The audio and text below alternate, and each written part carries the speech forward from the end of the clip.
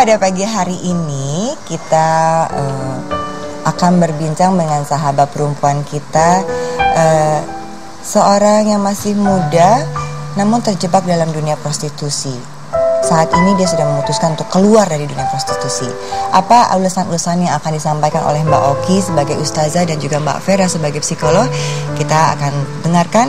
Namun untuk itu kita undang dulu, ini dia Mbak Kris. Oke. Yuk, ini. Selamat pagi, bisa ketemu dengan Mbak Oki. Ada Mbak Vera juga. Halo.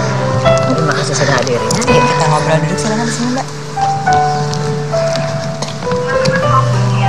Saya manggilnya Mbak aja ya, karena kamu kan masih muda sekali ya. Sekarang usianya berapa? 18 dan 19. Sekarang 18 tahun. Mau 19 tahun. Tadi katanya sempat terjebak di dalam dunia prostitusi ini. Ya. Ini awal mulanya seperti apa sih kok kamu bisa sampai masuk ke dunia itu? Ya, awalnya kan aku hidup dari keluarga broken home. Broken home. Iya. Jadi papa sama mama nggak satu rumah gitu? Iya, sudah pisah. Aku dititipkan ke rumah nenek. Ya, di sana aku tinggal. Bukan dapat perilaku yang baik gitu kan, bukan dapat kasih sayang, bukan dapat perhatian gitu. Tapi malah siksaan. Siksaan seperti apa? Iya, om aku itu kan kasar. Ya, suka mukul. Apalagi dia ringan tangan ya kan. Ringan tangan. Terus aku juga mendapatkan tindakan asusila sama om aku. Apa yang dilakukan sama om kamu? Dia meraba-raba tubuh aku.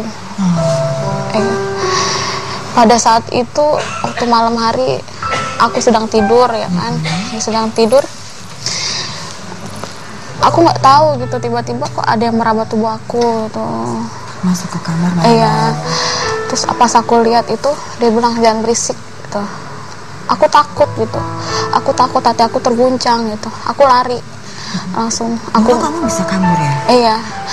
Aku lari. Aku tidur di kamar nenek ya kan. Keesokan harinya hati aku, ya Allah, kenapa kok seperti ini gitu kan. Aku takut gitu. Akhirnya aku tinggal ke rumah mama. Lagi itu keadaan mama lagi ada masalah, problem. Mama ada masalah, mama pergi. Aku tinggal sama papa tiri aku. Papa tiri aku juga itu ringan tangan ya kan. Dia juga nggak sayang sama aku gitu. Sayangnya pas ada mama gitu. Terus aku tinggal sama karyawan mama. Terus dia sering kasih aku perhatian. Karyawan mama itu laki-laki atau perempuan? Laki-laki. Laki-laki juga. Iya. Usianya di atas kamu pasti? Iya, di atas aku. Kamu waktu itu usianya berapa kalau boleh tahu? 16 tahun. 16 tahun. Iya. Terus dia kasih aku perhatian, kasih sayang. Aku merasa nyaman gitu kan. Terus dia ngajak aku untuk tinggal di rumahnya dia gitu. Aku mau gitu kan, karena aku merasa mama juga nggak sayang sama aku gitu. Ayah juga nggak sayang sama aku gitu. Aku merasa kok mama ayah tuh nggak sayang gitu. Aku merasa kesepian gitu. Aku butuh teman curhat gitu. Dan butuh ada dia yang mau menampung kamu. Iya.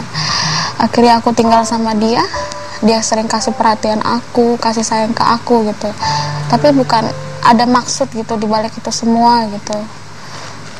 Dia melakukan tindakan asusila kepada aku gitu. Sama seperti om kamu, tapi Iya. hanya sekedar itu aja. Enggak. Apa yang dilakukan?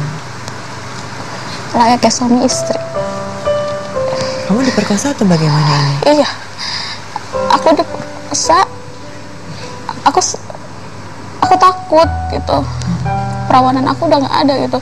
Seandainya kan aku balik ke rumah, pasti mama juga marah gitu, nggak mau menerima aku gitu kan. Akhirnya aku pergi dari dia. Aku kos bukan di tempat lingkungan yang bagus itu, yang baik, yang ketemu kamu orang lain. Iya, ternyata. Yang akhirnya membawa kamu ke dunia prostitusi. Iya. Ini awalnya ketika masuk ke dunia prostitusi itu dijebloskankah atau kamu pertamanya gimana masuk ke dunia prostitusi itu? Awalnya aku dimasukkan ke tempat kerja karaoke malam. Terus aku ketemu teman, aku diajak ke tempat hiburan malam ya kan. Terus dia kenalin aku ke om-om gitu, diiming-imingi dapat uang besar gitu. Terus kamu mau nggak gitu, aku bilang. Karena aku bingung gitu kan di Jakarta sendirian. Akhirnya aku mau dia kenalin aku ke om-om.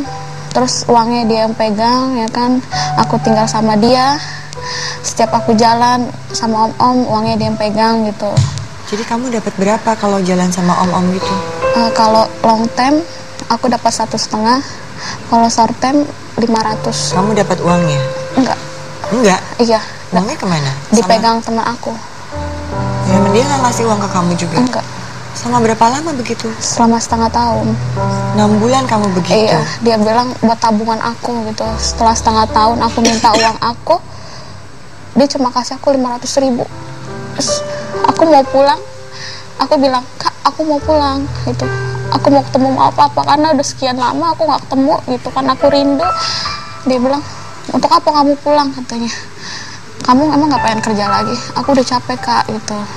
Ini uang kamu 500.000. Dari sekian, maaf, puluhan juta dibalikin 500.000. Aku bingung dengan uang 500.000 itu tinggal di Jakarta gitu kan. Terus akhirnya aku 500.000, aku bingung. Akhirnya uang itu aku pakai buat kos. Akhirnya aku terjun sendiri. Terjun sendiri? Ke dunia malam. Jadi kamu menjajakan diri kamu sendiri tanpa ada teman kamu atau germo gitu ya istilahnya. Iya. Kamu menjalani itu berapa lama? Selama 1 tahun. 1 tahun. Iya. Hidup sendirian di kos? Iya. Mungkin Mbak Oki sama Mbak Vera nih bisa ya. Mbak Vera, saya sudah membayangkan usia 16 tahun ya? Iya, 16 tahun. Harus pergi sendiri, tidak ada yang menaungi, menyayangi, merawat. Semua laki-laki yang dekat selalu mengambil keuntungan dari sisi seksnya. Dan akhirnya harus terjun ke dunia prostitusi selama 1 tahun. Gimana Mbak Vera? Ini sebetulnya menyedihkan ya tadi Mbak Vera sudah karena mengapa menyedihkan? Dari perspektif saya sebagai psikolog klinis anak gitu. Ini anak yang keluar dari sistemnya. Kan manusia itu hidup dalam sistem ya. Ini individunya. Hidup dalam sistem paling kecil itu adalah keluarga. Keluarga nanti baru ada dilindungi oleh masyarakat di sekitarnya. Nah, ketika si individu yang satu ini keluar sebelum waktunya, apapun alasannya, begini sayangnya, Anda punya orang tua, dianugerahi orang tua, bisa saja orang tuanya bercerai, mau broken home, penuh konflik atau apapun, ya. Namun yang paling safe sebetulnya adalah ketika Anda punya 2 orang tua yang komplit, adalah di rumah sebetulnya. Ketika Anda keluar dari rumah ini tanpa persiapan matang dan Anda masih dalam usia kecil begini, Anda keluar dari sistem tadi, circle sistem tadi, keluar ke masyarakat yang Anda antah berantah gitu loh. Nggak ada yang cover, nggak ada yang ngelindungin. Ini adalah dampak anak-anak yang terabaikan sebetulnya.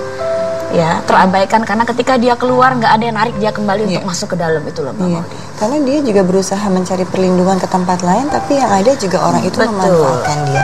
Mbak Oki mungkin bisa membantu memberikan ulasan. Ya, ini adalah contoh dari anak yang jiwanya rapuh atau yang jiwanya lemah. Kenapa? Bukan disalahkan dirinya sendiri, tapi kedua orang tuanya. Broken home, bercerai, nggak apa-apa, boleh-boleh saja kalau memang dalam pernikahan sudah tidak ada lagi keharmonisan, sakinah mawaddah warohmah. Langkah yang terbaik mungkin bercerai, walaupun sangat dibenci Allah, silahkan. Tapi anak jangan jadi korban, dalam artian tetap walaupun ayah ibu pisah, tetap anak dapat perhatian dari ayah, tetap anak dapat perhatian dari ibu. Anak tidak kehilangan figur ayah dan ibu.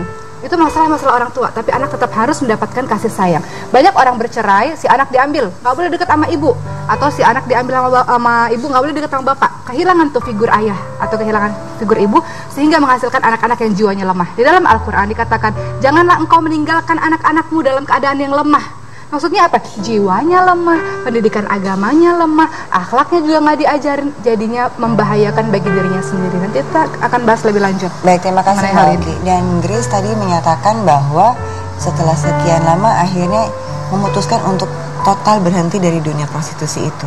Iya. Nanti ceritanya ya, kita akan dengarkan lagi Grace bercerita, mencurahkan isi hatinya dalam Curahan Hati Perempuan saat lagi.